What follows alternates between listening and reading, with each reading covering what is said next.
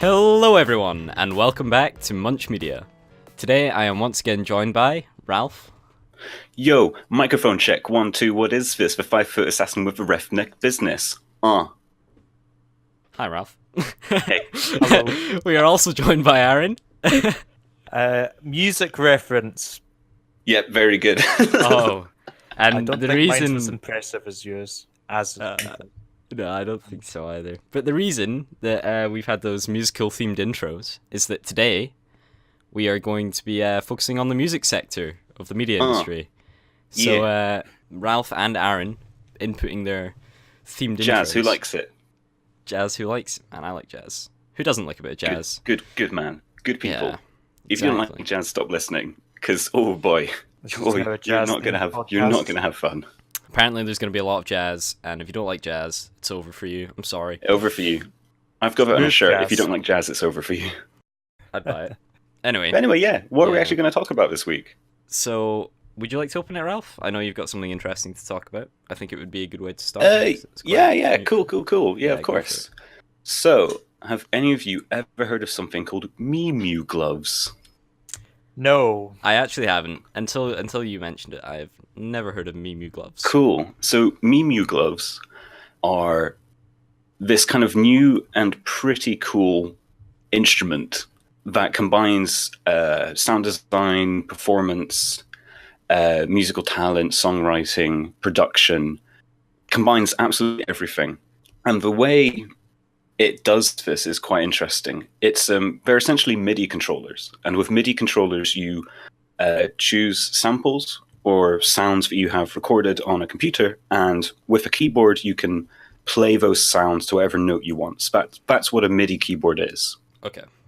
With these Mew gloves, they function the same way as a MIDI controller, except they're an array of sensors that you attach on your body. Okay. So how instead does, of- how does it actually read the? So it's like reading keystrokes, or is it like? So what it is it's almost similar to, say, a Microsoft Kinect, as in you have a set space that is a sensor kind of area. It will pick up movement within this area, for example, a stage. So you will, before anything else, map out the stage. You will set up points and say, here are the edges, and within this space, any movement my body makes while I'm wearing these gloves and these other sensors, it will then trigger sounds on a computer that you have designed yourself. So this could be something extremely simple, like, say, I mime playing an instrument. Yeah. I, like, with my right hand, hit down, and it will make the sound of, like, a tom drum. With my left hand, I hit down, and it will make the sound of a snare drum. So it's like a very simple, almost like a mime artist. It's a very simple way of replicating this movement and then having a sound play. Yeah, That's it. I've got the image of you slapping your hands against thin air now. I was playing the drums. actually doing this while I was explaining. I can just see you now, like slapping your right hand down. It's difficult. It's difficult not to. I'm playing a bass now, Mm. but no. But no, so like that's like the most simplified version of it. Yeah. Where it gets super interesting is when you start to combine all of those very subtle movements that you can make with your body. So, for example, let's say I swing my left hand down to hit that snare drum, but this time I have my pinky extended. That will signify that it's now going to have reverb on it. I could then say, well, if instead of standing at the front of the stage and hitting this drum, what if I stood at the back? I can then design the sound to replicate, say, a cavern or a cathedral, something large where sound comes at you from further away. Yeah. And this is when it starts to get super interesting, because with these gloves, the entire stage, every single part of it can then provide you with a new sound. Every single part of it can provide you with a new option. And with such like granularity as extending fingers, changing something so cacophonous as, say, adding a huge ton of reverb onto something, you can then make every single one of your body movements trigger a new effect, trigger a new instrument. You can use it to loop. So, for example, the lady who's probably most famously associated with them, Imogen Heap, who was integral to their design she will do this cool thing where she will start singing, and then she'll kind of waft her hand to her side as if she's a composer. And what this will do is this could say add a bit of reverb to it. And if she raises her hand, it will then start to add in harmonies. And what she can then do is almost as if she's grabbing her voice out of thin air. She will like grab this space and then like throw it to the side as if she's picking up her voice, throwing it to the side of the stage. And then that starts a loop. Okay. So can you customize it? Like, can you 100%. Oh, okay, so I was gonna say like it might be really hard for some people to like pick up on like the triggers and stuff, but if you can make your own, then that's the thing. Like, it seems to be an extremely like hardcore way of making music, because not only do you have to know how instruments work and how to write music, which is, you know, incredibly difficult by itself, you then have to entirely understand each of the small ways your body moves and have complete precision. Like, think of every single band you've ever seen, and like the guitarist like runs to the front of the stage and is very like, fuck yeah, look at me. Like, you can't do that. Yeah. Like, if you take a step in the wrong direction, suddenly you're gonna like fuck up your entire song. You have to, in essence, also be like a dancer. Yeah. Which makes this even cooler, because suddenly you're starting to have multiple art forms combine. And because these are sensors that you design, you're having this really interesting intersection where you also have to understand technology in a way that most musicians don't. Yeah, so you could totally incorporate like you could like customize the settings so that you could do a dance. Oh, absolutely! Making the music. That would be really like cool, this is the first thing that like my mind went to when I was first watching videos of people perform with this, was like immediately thinking, well, what happens if you give this to, like, say, a ballerina? What happens if you give this to somebody who is used to being incredibly elegant on stage? If you could trigger and design an entire beautiful piece of art around this person's movement and design it perfectly to fit with that type of person's movement. So I said a ballerina, and you could have, you know, very elegant movement that could have a string section coming in, and then say when she spins her leg around, that sound then transitions into the sound of a wave that then kind of moves around the stage in a panning motion, because that's the direction she's facing in.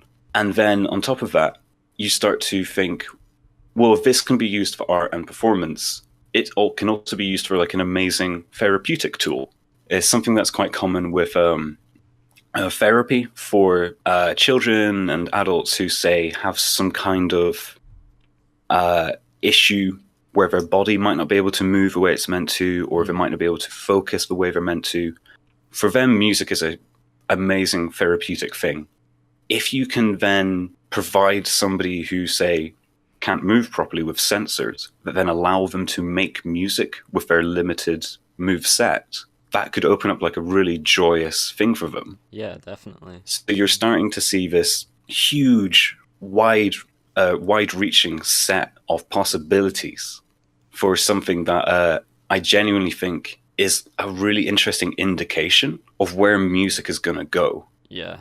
Because as technology advances, as we're able to do something as amazing as turning thin air, just an empty stage, being able to turn that into whatever type of music you can possibly imagine, and then have your movements make the music, if that's possible because of something as simple as some sensors attached to your body. Like, I'm really excited thinking about these gloves, because this to me symbolizes where music and technology are going to continue to move. Yeah, I think that's really interesting because, like, at least in like mainstream media, I think music's been on like pause for a while in terms of like technological advancement compared to like video and stuff. I think like because audio advanced a lot faster than video. Like, everyone knows that. Like, we had really clear audio before we had like good video, and I think it's been video's turn for a while to sort of play catch up. And now that we're getting, you know, like all this 4K and like even we're looking at 8K video and stuff now. Yeah, that's ridiculous. Yeah, it is. I think that audio's sort of playing, like, it's maybe going to start taking over again, and more stuff like this we definitely kind of had a pause when suddenly everything became streamable and capable of downloading. Like, the only real kind of like step up you can think of in terms of audio is if you decide, oh, I'm going to get a surround sound system, and like kind of once you've done that, there's not anywhere it can go. Like, you're saying 8K televisions, like there's always going to be a new amazing like television, there's always going to be a new amazing way of looking at something, but new ways Yeah. of listening to things doesn't come that often. Especially as with these gloves, a new way of performing music. Yeah. Like the way people perform music has been set in stone for like thousands of years. You stand in front of them and you play your instrument. Yeah, it's funny that you say that. I think something that is coming to my mind now is like, you know how in Japan they've been doing those like Hatsune Miku. yeah, and like they've been like actually projecting them as like 3D Yeah, like live stages. I think Yeah, that is that's probably nuts. like that is a technological development. But like I said, I That- think that is mainstream something- media has avoided it quite a bit. Hasn't I find- really I caught find- on, though.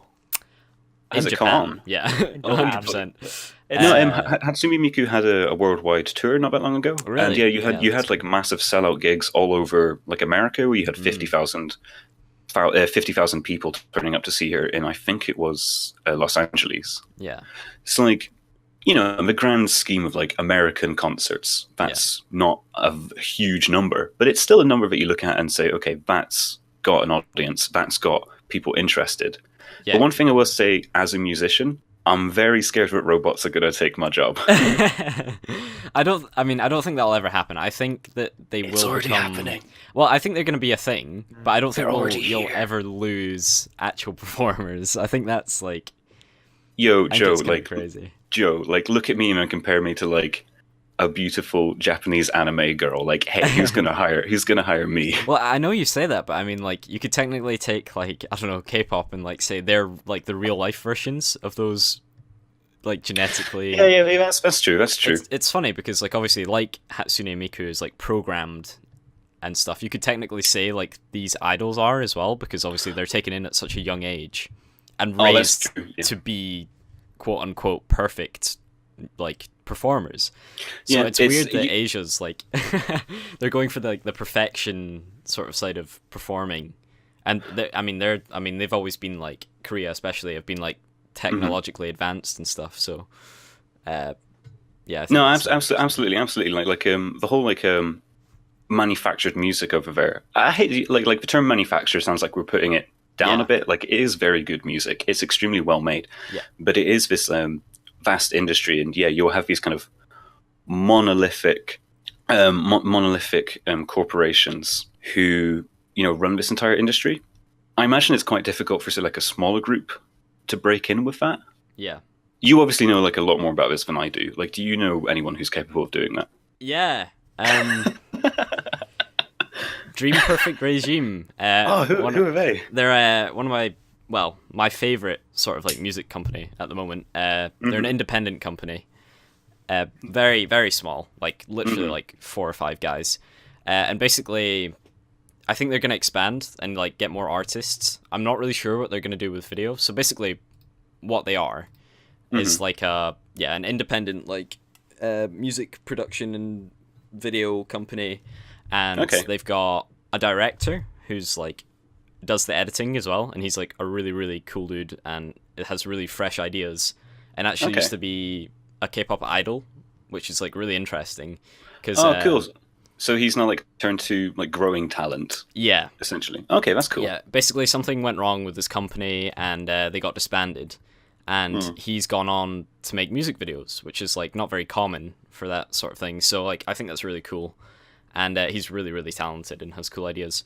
And then there's DPR Live, who's like their next like most well-known member, and he's the actual like face of DPR kind of because like Okay. he's their artist Because that they he's signed very on. handsome. Because he's very. I think he's not like typical handsome though. I think that's what is really cool. Oh, Like, okay. DPR is You- very. He's the kind of handsome you look at and go, yeah, I guess Yeah. that's a hot dad. I'm not sure. He really Is it- suits the hip hop like sort Okay. of aesthetic, which is like obviously what he's like. He loves that, and like their videos really show that and stuff. Mhm. They're just really unique. They're like taking it in a complete different direction in Korea right now in terms of music. Anyway, there's like these massive entertainment companies. There's not many Yeah. small independent ones that are being successful anyway. And basically there's so many entertainment companies right now. Like there's 3 huge ones, and then the rest of them are sort of building their way up, and like some are getting close to being as big as the other 3. but they're not quite there yet. Yeah, it's like the difference between like a large corporation and like the mega corporation who sit above them. It's like like they're like the EAs and Activisions and stuff of like Mm-hmm. the Korean music world. Yeah, and these little guys are like that game company. Yeah, just like really like much smaller. By the way, that's their name, people. I didn't just forget it. That game company, yeah. That game company. That game. What do they make? A Journey? I don't know. Anyway. Anyway, back to music. So like they make really cool stuff, and like with the music, like it's not like it's revolutionary. It's like it's unique, but it's not like crazy by itself. It's the combination of the production value and the music, and because these guys are a small company, they work so closely together. Yeah, and they can really get that blend of like style.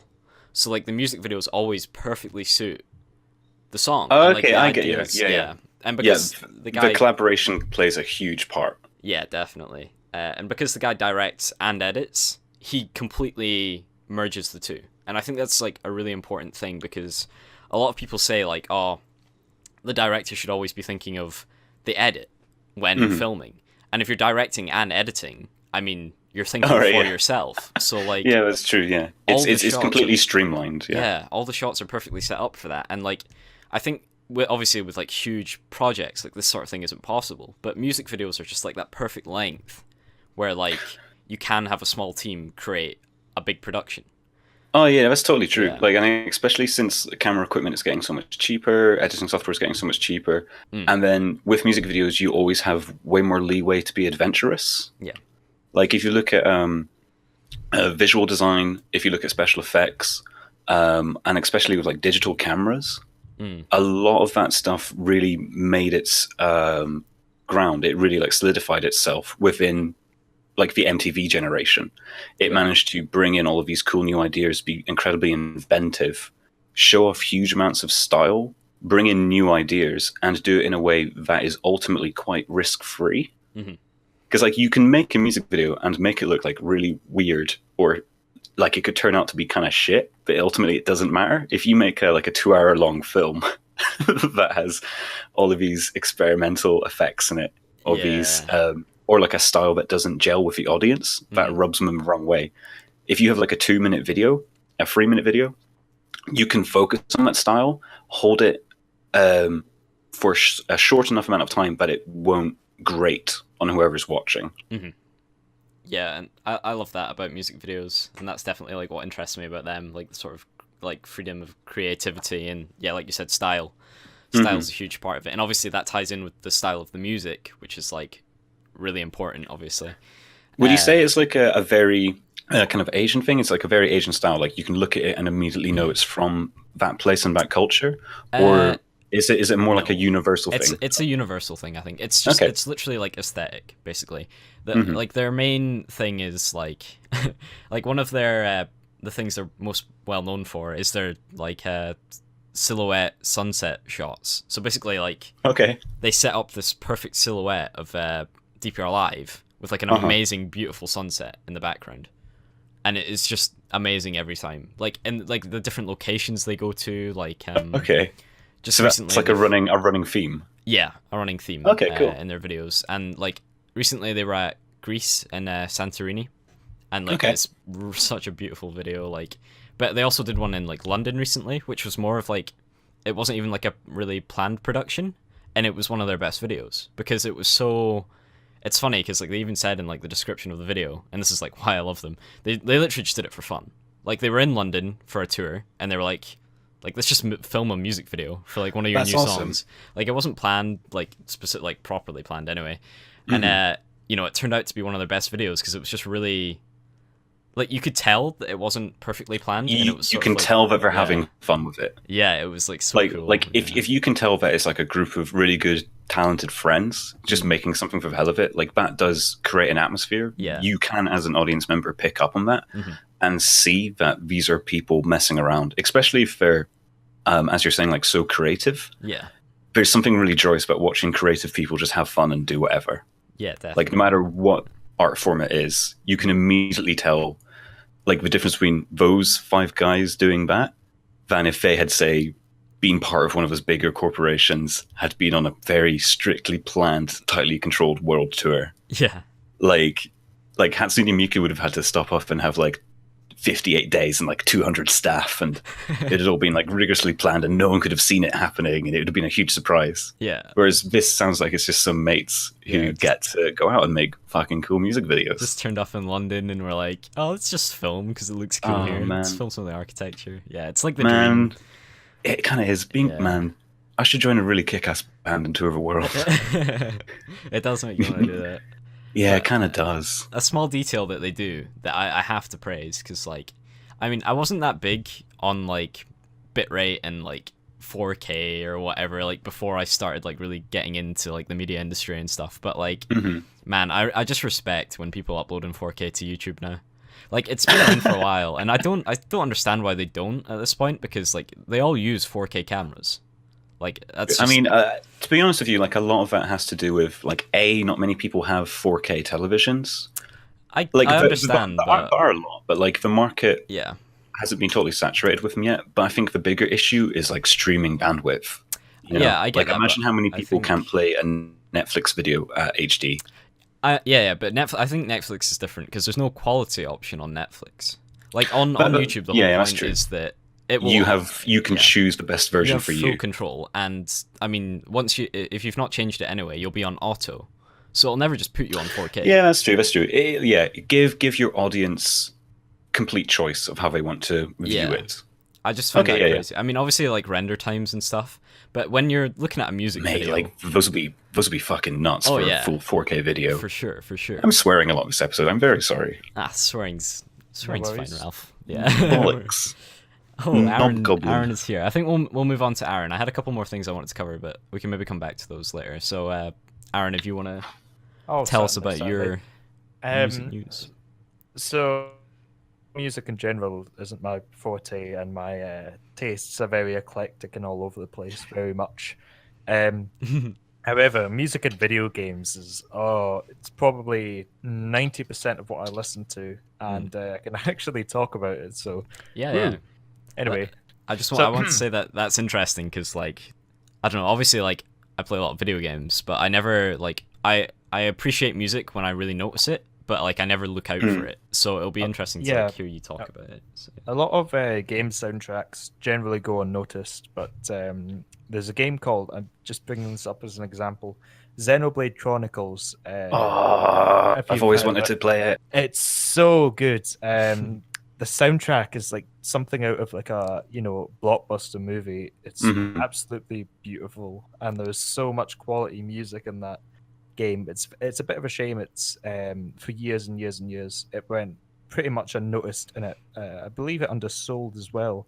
However, it was on the Nintendo Wii, wasn't it? It was on the Wii originally, and then they came out with a remastered version on the 3DS. Right, yeah, and it's crazy that they could fit that much. That's the thing I remember is like, it being this just vast open world, a huge long story. You have to create enough music to actually keep up with that. Oh yeah, of course. So it's like for a film soundtrack, you only really need like 30 minutes of music, say maybe like a bit more, depending on the length of the film. Like even if you listen to like the Lord of the Rings soundtracks, they're a couple of hours long.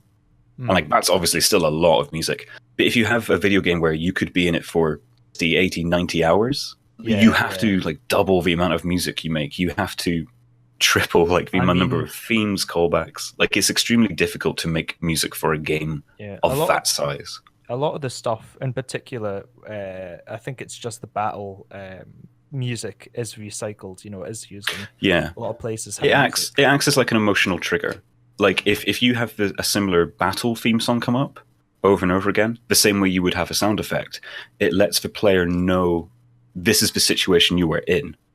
And like if you have a fight music that is particularly rousing or engaging, it really helps getting you into that mindset rather than saying, "Oh, this is the 20th time I've had to fight this guy." Blah blah blah. The fight music does change as well. It's just for the first few hours of the game, you are subjected to the same soundtrack. But like I said, it is really, really is of a really good quality. Sorry. Yeah, it was like I had a game like that with it had like the same battle music the whole way through the game, and it's funny. It was called Dragon Quest IX. It was a game for the DS Lite, and nice. it's one of my favorite games of all time. Actually, it's really strange, but like literally every battle, I mean, apart from maybe the boss battles, I think, was the exact same battle music. And like now when I hear it, it kind of haunts me. But like at the time, I loved it. But like if I hear it now, I'll instantly like my brain will just trigger and be like, oh my god, it's that. Like, and I don't know. Can you him it? Can you I hum him it? it? No, I can't. No, I try and delete it from my too memory traumatized. whenever possible. But yeah, no, I totally get that. Yeah. No, I mean, absolutely. Obviously, like the repetition of the music can be quite horrible when it goes wrong. I especially have that with a lot of older games that say don't have the memory required on the console or the PC. Yeah. So, like, you can have those giant full orchestras to the point where you are getting soundtracks that are completely and utterly rival the music you would find in classical music. That would rival music in film soundtracks, to the point where things like Everybody's Gone to the Rapture won multiple awards for its soundtrack. So did the soundtrack to Journey. I think Journey was the first video game soundtrack to win a Grammy. Really? Ooh. Yeah. Written by Austin Winfrey. Yeah, I think it was the first video game soundtrack to win a Grammy. And like that was going up against, film soundtracks, television soundtracks. That stuff definitely kind of adds to the genre, to video games maturity, having that kind of classical music. And they're like, I'm usually okay with repeated themes. The only time I find it really jarring or irritating is if you're, say, like playing a very old game and the sounds literally just come up to like dit dit dit dit dit dit dit. Yeah, That's my impression of a Game Boy. Oh, brilliant. Spot on. Music from video games as well are becoming very, very similar to films, of course. What was it? Which isn't a bad thing. Like, take for example, I'd say in like the big blockbusters, the blockbusters of video games, that's definitely true. Like your Call of Duties and like these kind of games are definitely getting that kind of stirring, rising orchestral vibe. But in the same way with indie filmmaking, with indie games, you're starting to see smaller composers, smaller like DJs, producers getting the chance to make some like pretty wild, interesting stuff. Like for example, like Disaster Piece. The music he's made for things like Hyper Light Drifter and Fez is like this really experimental, minimalist electronic soundtrack that kind of plays with like almost like a vaporwave type of genre, plays with like old retro 80s stuff, but also has this really atmospheric, quite dark, grungy quality to it. Through video game soundtracks, through these smaller indie games, through games that are trying to evoke a style or an era, you're starting to see composers bring back genres that were perhaps dead or do new things within that space. Like, I can't think of a film that would allow somebody like Disaster Piece to make really experimental, strange, atmospheric electronic music. Definitely not. No. It'd be quite. I mean, maybe if it was like a very experimental. I could see it in like a Werner Herzog film. But yeah. Like, say for example, Modern Warfare 2. I think Hans Zimmer composed most of the, if not all the soundtrack for it. Oh yeah, that's right. Yeah, with like the guitar theme and things like that. Yeah. But it's really cool. Like literally, like I've taken a lot of stuff that's been used in video games just for like, I don't know, a short film or project or something in the past. Did you pay for the rights? No, I didn't. But Aaron, we're being recorded. You say you did. No, he did. He did. Everyone. Editor, please remove that entire segment. Editor. But yeah, they are just you so criminal. Similar. God damn it. Yeah, I credited them though. That's surely enough. That doesn't help. I can't just like take the Mona Lisa and go, yeah, I credit. Oh my god, I've forgotten who painted Mona Lisa. Nah, it's okay. Yeah, it's just art. Who the cares? The art podcasts next week. So. Oh no. Oh my god, is it? Okay, let's all read up. Shit. What's a paintbrush? I know what watercolors are. I don't know the official description of watercolors, to be honest. Girls don't like bling and fast cars. They like Monet. That's a very good art Oh, joke. Thank you, no. everyone. Oh, That was oh. that was a dad Oh. one, actually. I think Oh no! that would It's go a down very, well. it's a very dad art joke.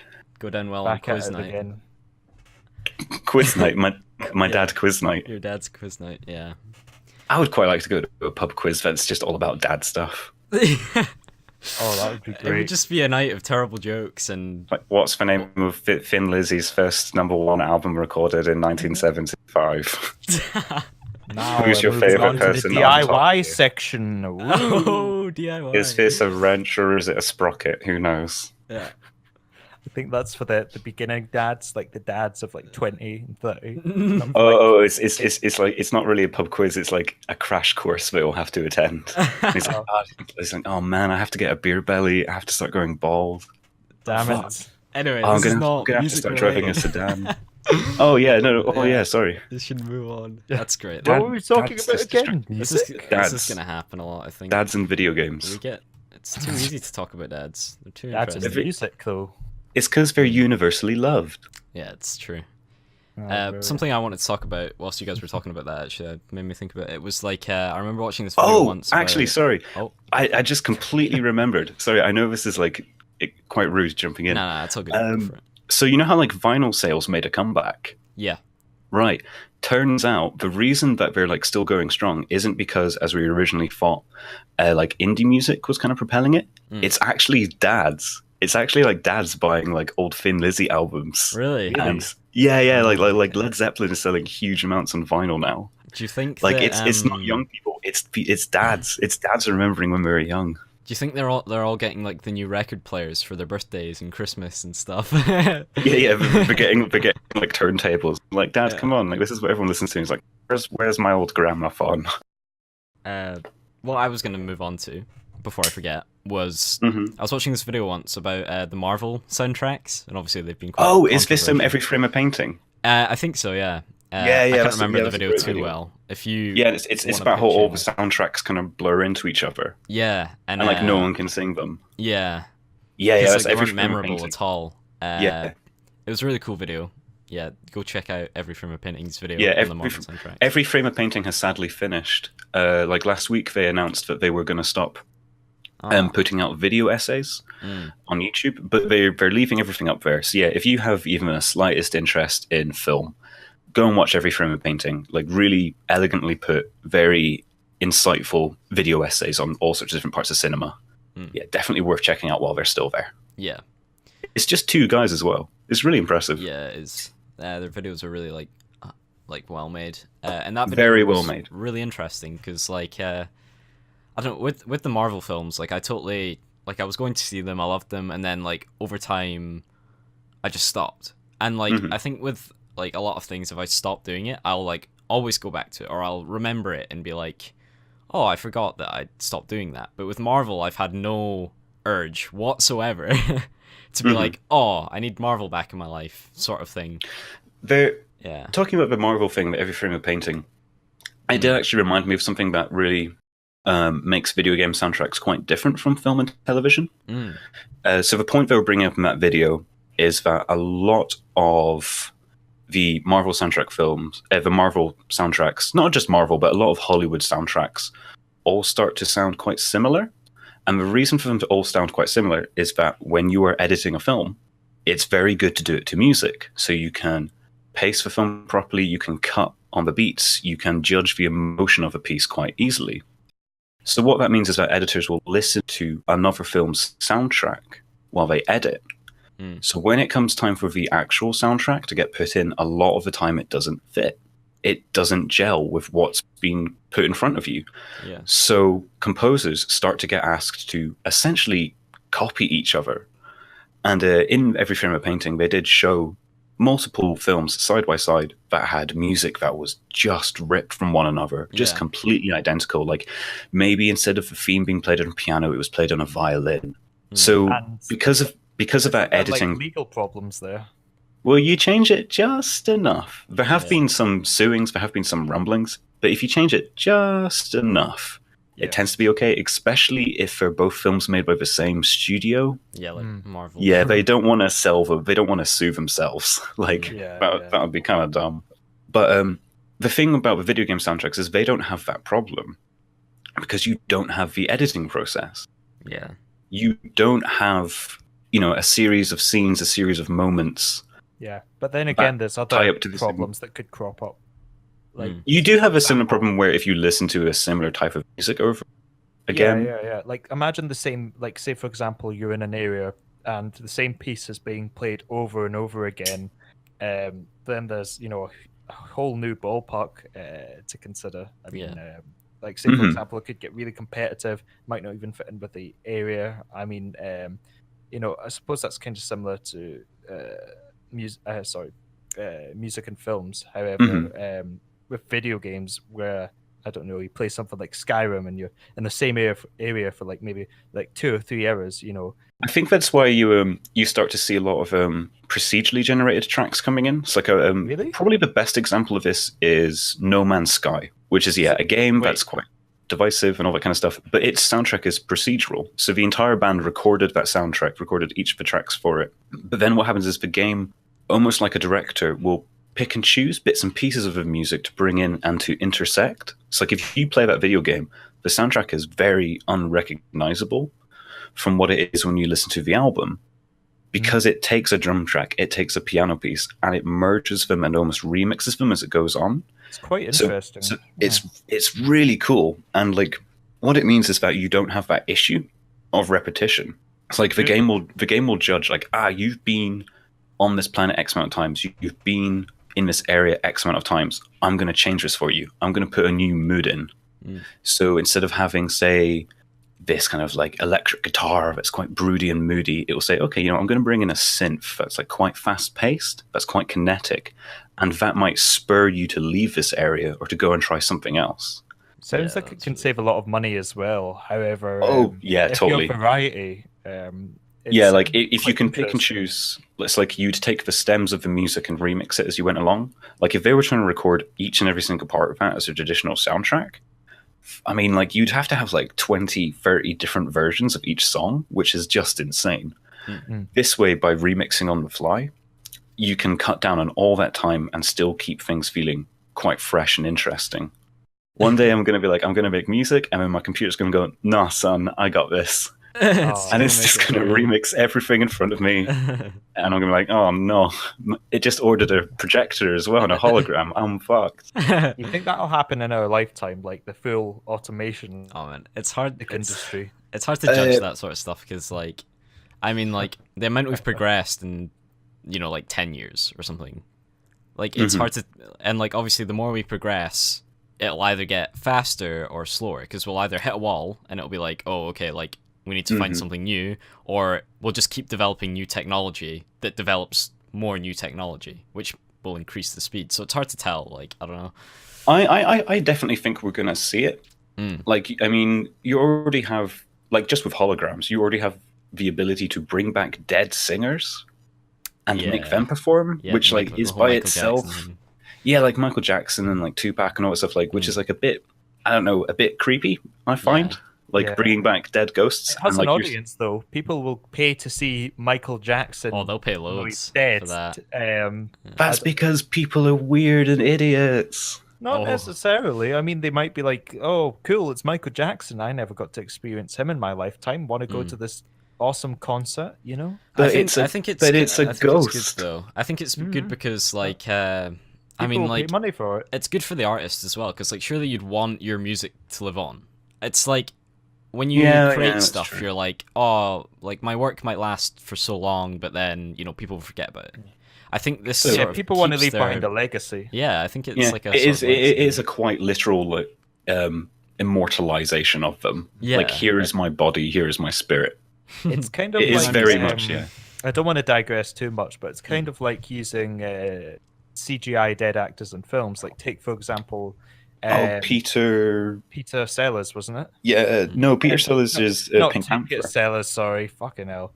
Yeah, I know what you mean though. It's Star Wars man. He played. It's also Star Wars woman now, isn't it? Yeah, Grand Moff Tarkin, and even though Carrie she Fisher, passed at the time, yeah, that's a shame.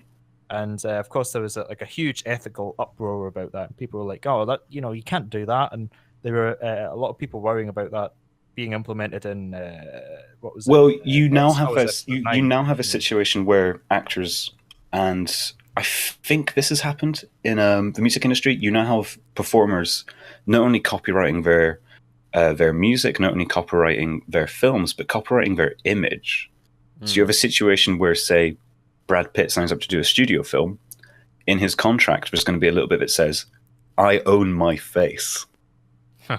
Like, which is a weird situation we're in now, where you have to have lawyers Does that say, mean if you look like Brad Pitt, you could get sued? "He owns your face. He can come and take your face." Fucking hell. That is Like, weird. sorry, comes over with a scalpel, oh, this you're infringing on copyright No, here. no, no. I don't think he uses a scalpel. I think it's you look back and there's two of you, and then one of you grabs your face, and you're like, "Oh no, it's the real Brad Pitt. I'm gonna make a film about this." Oh, hell yeah. Whilst Cool. we're on Brad- the topic of copyright, I want to bring something up actually. Yeah, cool. Go for it. So obviously, like, since Asia is so like different from us, obviously like China You known for like fucking racist. completely ripping off games and stuff in the past, and like, Mhm. but because they're so different, The like, the copyright system is different, we'll say that much. yeah. Well, basically, like Korea's been guilty for it in the past as well, and there's like one of the big companies I was talking about earlier. They've like released songs from like literally just the exact same song but in Korean, and then maybe with like altered lyrics to suit the language more. Oh, really? Yeah, but like they've paid for it though. But like Huh. they've been cheeky because like they took a song that was released in the US like like 5 years ago or something, Yeah. and literally just re-released it. But like they've paid for the rights, but they know. I mean Because, that does feel kind of borderline illegal and like insulting to the original artist. But at the same time, like think about how foreign language films are treated here and in the Yeah. US. Like we have a remake of The Raid coming up, Hmm. and like that's an Indonesian film, which is just people punching each other. Like there's not even like a lot of dialogue in it, and yet. Hmm. A film company decided, we're just going to remake this, but instead of having people grunt as they get stabbed in Indonesian, we're going to have them grunt in English instead. Nice. Like we do the same thing. Mm. Like it's again, like I get very annoyed about that. Yeah. Like I think it's a shitty thing. Like you should appreciate art no matter where it's from. It doesn't matter what language it's in. Like that book is still. Like a beautiful book. That film is still a beautiful film. Yeah. Anyone can appreciate a painting, for example. Yeah, exactly. Something like that. Whereas, something like a book or something, if it's written Okay, in admittedly, a specific book is language, actually like a really bad Yeah. example because I can't read in most languages, Yeah. including this one because I'm dyslexic. So like, yeah, that is a really poor example. Brilliantly, No. a lot of Russian books just have huge French sections in them because the French language was this kind of really romanticized, beautiful thing in old Russian society. So anytime you'd buy, say, War and Peace, like one of these old grand Russian novels, you'll just get to sections in them where suddenly everybody is speaking French, which totally messes you. Yeah. If you like want to read this world famous piece of literature, you just get to it and go, oh, okay. This doesn't work at all, does it? This doesn't help me. No. Fair point, yeah. Right. I want talking to. about music? Yeah, I'm gonna try and move it back onto music now. But like this all ties in, so it's fine. Music is a universal language. Yeah, Made of I want to talk E, about A, actually. G, D, and B. And C. What does that stand for? What? Those are notes. Oh, okay. Yeah. See, music theory just confuses me. I remember like the first time I got shown It's- music theory, I was like, "What is this? Like, I'm really confused." It's Help. so confusing. Like When you first look at at it, like it obviously like. but like that does lead to a cool situation where like look at like we're saying, like for soundtracks, you can get musicians from all over the world. They don't have to understand each other. They just have to understand that music. Yeah, that's true. And when they combine their talents, they can suddenly, come from anywhere, have any kind of background, and collaborate to make something incredible. Like that's quite a beautiful thing. It is, yeah. I agree. That's cool. Something, yeah, I wanted to talk about like the whole universal thing was, like I feel like international music is probably bigger now than ever, especially with the rise of like K-pop in the US and stuff, and like even Despacito or whatever. Like, love it or hate it, Like it's in Spanish. Aren't the lyrics and, to Despacito incredibly dirty? most likely. I'm not actually sure. I've not done research on I think that I remember song. hearing that the lyrics were like extremely questionable when people actually listened to them. They probably are. I mean, like, Yeah. because like obviously they probably wanted to make it sound like really sort of like sensual in the Spanish language, because obviously that's like it's well known for that. And, Yeah, like, that's what opera does actually. The reason that loads of operas are in Italian is because they know that people won't understand them, yeah. and it's pretty funny because like if you ever read translation operas, the lyrics are fucking bad. Yeah, that's Like, this is something I want to talk about. This is perfect. You just completely led me on to this. Boom, segue. Yeah, boom segue. Second segue from you, Ralph. Perfect. The in K-pop, right? So American pop, I don't listen to it. Not because I mean like I just don't really enjoy it, and it's mainly because of the lyrics. Like obviously pop has generic lyrics, usually about love. I mean a lot of music is, but like it's just not to my taste, right? But Love and heartbreak.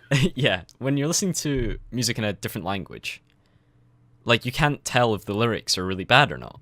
It's like Yeah, you that's said. true. That's true. So The voice becomes an instrument. It becomes Yeah, another that's- part of the melody. that's the way I love to think about it, and you focus a lot more. If it like say it's rap, for example, you focus a lot more on the flow rather than Yeah, yeah, totally. like obviously like that's a downside as well, because like especially rap, like people really like lyrics. It's like really Yeah. important to them. It's as- kind of the main thing. Yeah, exactly. But as someone like I don't pay too much attention to lyrics. I'm the sort of person that I listen to the voice as an instrument even when I do understand the lyrics. But I think I only notice lyrics if they're like really, really noticeable, like amazing lyrics. So when I listen to a pop song in a foreign language, usually Korean, because I don't know the lyrics are bad, I could really enjoy that. But if I actually knew what they were saying, I might be like, oh, this is really bad. And that's funny because like it's some people like learn the language because they like the music, and I think if I learned the language, it might actually ruin a lot of songs for me. Because I'd actually hear what they're saying. I have a deep-seated fear about that. Like anytime I'm hymning a tune, I'm like, man, I really hope this isn't like horribly offensive. I hope this isn't like the worst possible song you could write for anyone. Like I'm sure there must have been there's a really great song from an old Italian sketch show, and it's kind of for the sketch of it, the kind of performer decides to sing a like mumbled word non-existent language, and he's singing the song the way that Italians hear English people speak.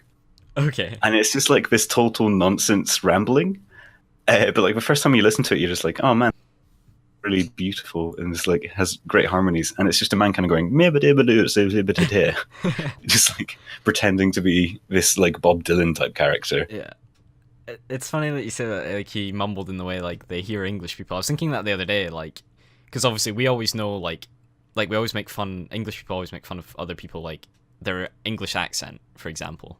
You Like, don't know what you're talking about. When someone we're- foreign is like trying to speak in English and they have their accent, obviously. We are quite cruel. Yeah, but I was thinking like, Who's to But say when they we- aren't though as well though? yeah, they will be exactly. Like I was thinking that I was like when like we speak in other languages, like man, I never really thought about accents when speaking in another language. They say one of the hardest things is dropping your accent, because obviously like being Scottish, I know I don't sound Scottish, but like I will have certain types of intonation, certain flow of language. Yeah. When I spoke German to people, they just looked at me like I was an idiot. Like even if like my pronunciation was Jesus, You can do this, Ralph. pronunciation. You've done it. When my pronunciation was Sean, when the words I said sounded good, it didn't matter. Yeah. Because I couldn't drop my accent. I couldn't drop the way my voice naturally sounded. Yeah. So to them, I was just like this German speaker who came from this non-existent part of the country. And it was like they'd been like, oh my god, who's this forest boy who comes from the mountains? Are there more people like him there? Yeah. We need to go exploring and find this new village. Yeah. That's great. I always find that funny. Have you ever seen the accent maps of the UK?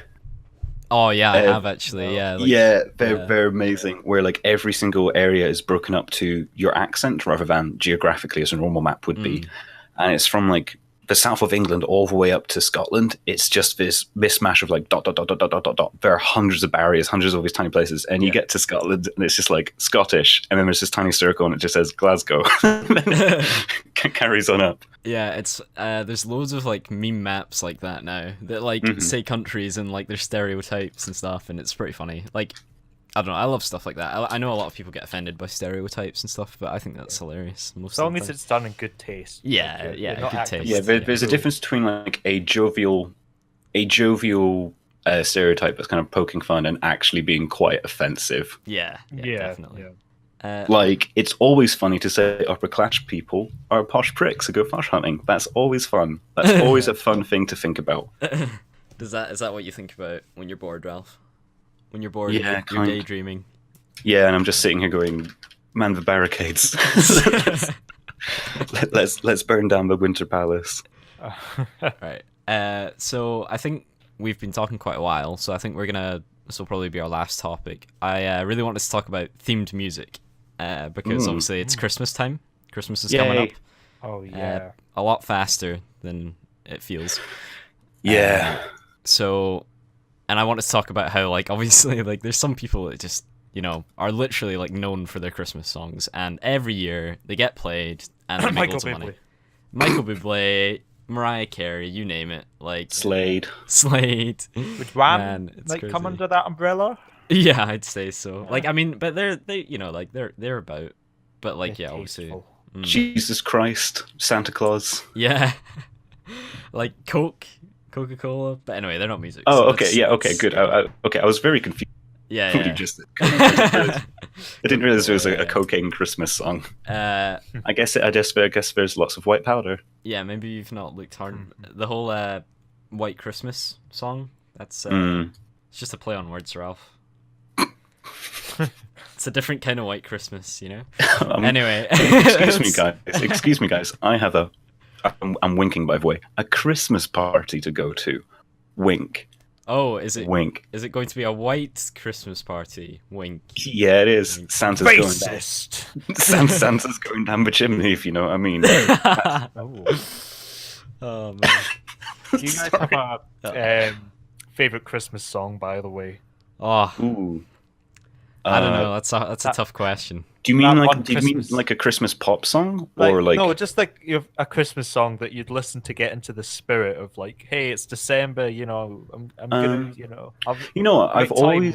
I've always really liked Starry Night. Like I think that's like a really nice soothing song. I know it's not It like is, yeah. your upbeat, hey, let's Christmas, but like there's just something quite ethereal and quite relaxing about it. yeah. It's it's on the less party, Yeah, I don't think there's like a drum and bass remix. Yeah. There's probably a who knows? dubstep remix of it. Oh yeah, probably. I think if I was to choose one, I quite like Driving Home for Christmas. There's something about that. I don't think I've heard that. Yeah, I don't think I've heard that either. Yeah. Wait, what? You've never heard Driving Home for Christmas? I'm No. sure you have, but like you've probably been at like in Next at some point. Heard it. Guaranteed. That's where I go to hear all my new music.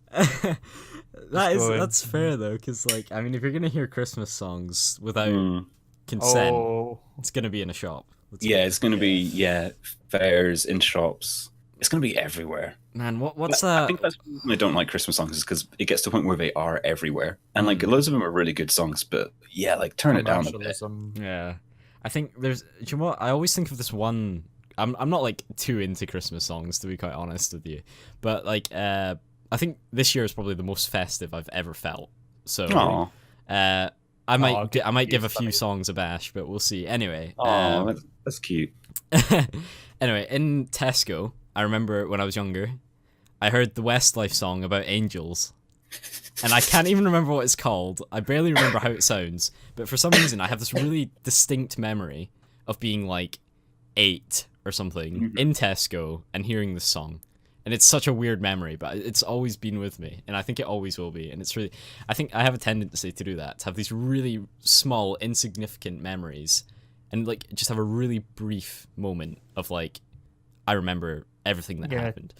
Yeah, I mean, that is kind of the beautiful thing about music. If you hear a song that you haven't, heard for years and years and years and years, it will put you in that place. Yeah. And I guess that is kind of why Christmas music is so universal and so successful. Because like on like a tiny, tiny, tiny subconscious level, like no matter how annoyed we get hearing the same song in the shops over and over again, there's always going to be that moment where you hear, Jingle Bells, and you suddenly have a flashback to being like a kid and running to pick up presents. Like a lot of it is to do with like the warmth that music brings. Yeah.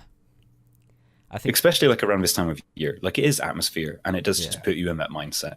I love hearing it in December because part of me thinks it's unexpected. Like suddenly, oh wait, it's December. The year's already over. Yeah. Jingle bells. It's great. But maybe that's because I've always had a great Christmas and I've never like suffered really or whatever. Yeah. So. Yeah, it's very different. There any dark Christmas songs? Most likely, maybe having like a lonely Christmas or like Tom Waits' Christmas card. Christmas card from a hooker is probably one. Can't say. We said we were gonna talk about hookers at some point last time. Yeah, I'm gonna save that for television. Well, we got a little bit in. This is gonna be the promise every time we like get into the final sections of an episode. Is I just promise one day I'm going to talk about prostitutes. Anyway, I think we've had a good podcast. We got the Christmas in at the end. And I think this is a good time to end. I think next week prostitutes. Next week prostitutes. I think music was fun. You guys fun. ever been to Leith Docks, by the way? Not this again. Only when I'm having a white Christmas. No, actually, no. I take that back because that could be taken in so many horrible ways. Redact everything. Redact everything. Get Burn the this editor episode on that one as well. Edit this out. Editor, producer, help us. Anyway, help us all. Yeah, it was a good podcast. I'm glad we covered music quite early on because I don't think it was like quite a big one, but none of us are like it's not like going to be our main one. So I'm glad we got an episode done. I literally make music, Joe. Of course, this is going to be my main. Yeah, one. but you've not spoke much about it yet. I think it would be better to do it later on when we're more experienced and stuff. I think it would be good to get like. Oh, I can't wait to start talking about my experimental death rap. Yeah, give me some of that. Anyway, we're gonna wrap up there. So thank you everyone for joining us on this journey of music and media and munching on media. I am Joe, and I've been with Ralph and Aaron. And goodbye, we'll see you guys everybody. next time. And goodbye. Goodbye to all the dads. Yes, goodbye, everyone and their dads. Everyone and their dads. And have a Merry Christmas. I think. Yeah. I don't know. And the Christmas. What day is Christmas on this year? Before we go, actually, because the 25th. You fucking idiot. No. What day? Not the date. Oh, sorry. I know the date. Come on, I thought you said date. Don't do me like that, man. Don't do me like that. I'm sorry. It's a Monday. It's a Monday. Oh man. Okay, so we can have a, if we're all available, which we might not be. We can maybe do a Boxing Day special. Yeah. Yeah. So hey guys, look forward to the Munch Media Boxing Day special. Yeah. Where we talk about things not related to prostitutes. Maybe we'll do Christmas of things. We'll do a full Christmas episode. Do you think, like, I don't know, we can maybe do it. We'll try. We'll see. Everybody, can we not do a Christmas? We're dragging this on. Okay, let's do it. We're dragging this on. Is it going to be like a musical where we all start to? No, I hope we not. Come through. It's going to be like this week. Aaron was very sad. He didn't get any Christmas cards. But then an angel appeared, and then Joe, you come in, you start to sing, preferably in Korean. Yeah. And then you're like, Scrooge McProstitute Ralph was.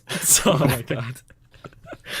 Right. Anyway, okay. We should end this before I give myself a worse nickname. Yeah. Okay. Right. Yeah. Thank you everyone for listening. This is actually the end, crazily enough. We'll see you next week. Goodbye. Toodaloo. Ciao.